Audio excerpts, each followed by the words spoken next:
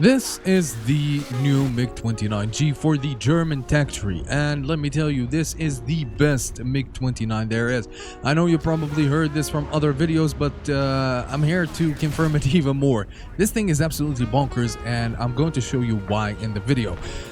Because here's the thing, the problem with the other MiGs is the thrust, and this aircraft gets an upgraded engine, and basically that makes this thing just an absolute nightmare. Combined with the armaments that it gets, it is absolutely fantastic to fly. It feels natural, feels easy, it feels like a breath of fresh air, let me tell you, especially in an empty update like this. This is an absolute true gem, and I'll expand on that in the video later on, and I'll tell you all about it. But other than that, this is one of the best planes this patch has ever produced, or War Thunder has ever produced, ever, period.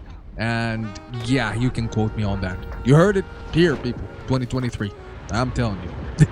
Anyway, what does this plane get? So, starting off, this plane gets fitted with the N019E/OEPS-29 radar, with a lock range of 50 kilometers and a search range of 100 kilometers. When it comes to armament, you get your R-73Es, which are the export version of the R-73 missile. And of course, for your hypersonic stuff, you get the R-27ER as your radar guided missile, and the R-27ET as well, your long range thermal missile. As for the engines, we get the Klimov RD-33 Series 2 engine.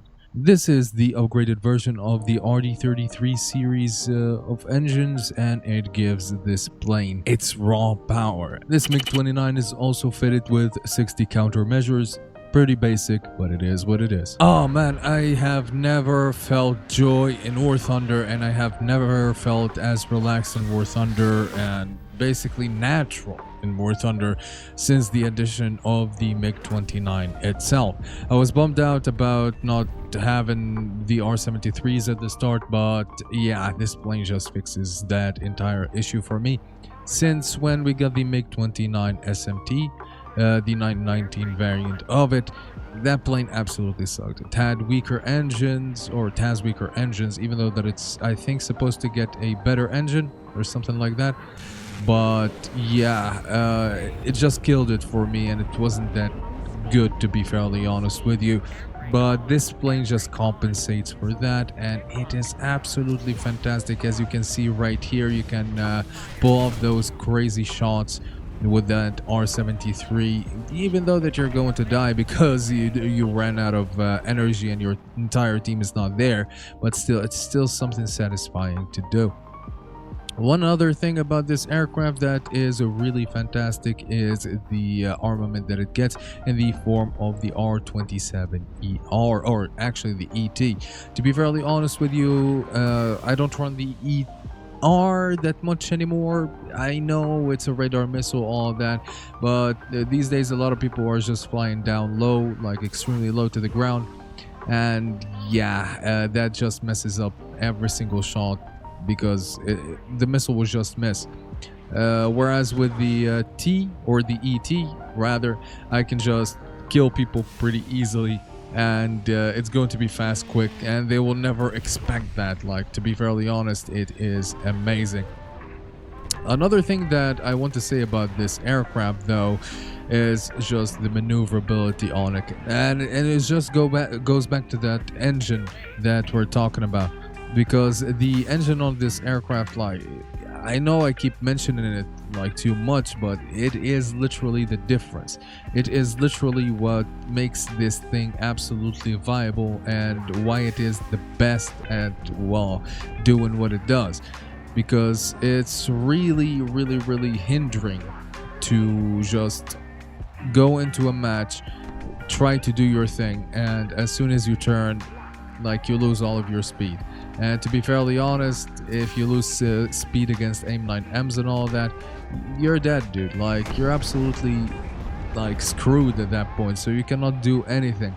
So maintaining that energy, like, I keep pulling and pulling and pulling and pulling, and I'm just hitting that, like, mock counter, dude. Like, it's pretty amazing, and it makes this thing pretty viable against F-16s, because F-16s right now have been buffed. Like, they have been buffed pretty good, and basically they don't have that G limiter on them, which, well, it makes the F-16 extremely good against everything else in the dogfight.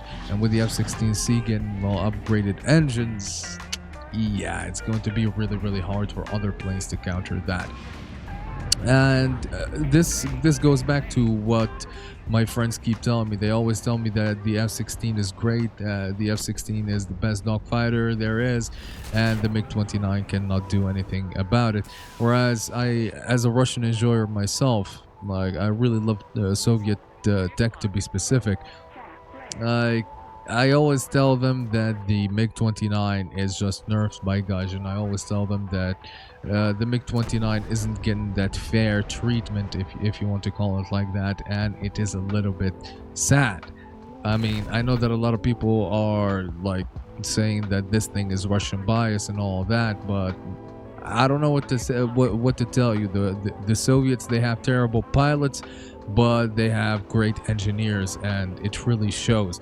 And right now, this plane can absolutely go with an F-16 in a dogfight, and it can wreck. Like, dude, in a match, it can be insane. Especially if you shoot the R-73 at close range like that, like 1.5 kilometer and less, in a head-on. That a lot of people won't expect that, and a lot of people won't even expect the thrust vectoring on this missile, and it's just pain for them to dodge the missile. Because like, the best thing right now to do against, well, these planes that we have is just jam the West always. Like, no matter what, just jam that West, and you're good. The missile won't hit you. So I know I've been rambling a lot about the plane. Like, I feel easy when flying it. Like, I didn't have a headache at all when recording footage for this game, or these games that you're seeing. I actually was having fun, since I did the video on the aardvark, and that, yeah, it turned out to be a total flop. I wasn't enjoying the gameplay aspect of it, and it, like, guys, you just butchered that plane completely. So playing this thing gave me a little bit, or a little sense of ease. Let's say it like that. It's nice. It feels in its place. It's right. It's what a top tier plane should be. It's that, like, satisfaction that you get from it, and it's just wow. Right now, if this continues like this, like, if things continue like this, I just want the gripping, and we're good.